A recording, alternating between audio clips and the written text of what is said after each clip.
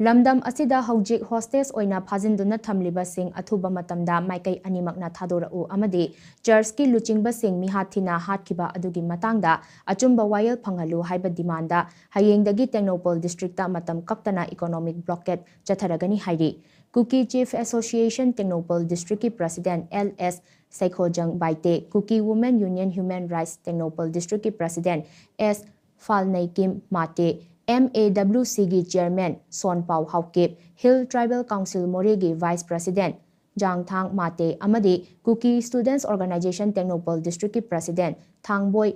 Lungdimna punna kudyek piduna thadorapa cherol amana wafamasi phongdorakhibani cherol asina hai mari lainaba authority na michang mikhai naidaba inquiry chathaduna church ki luchingba ahum hatkiba aduga mari lainana achumba wayel phanghanbiyu amade phajinduna leiriba hostess sing athubada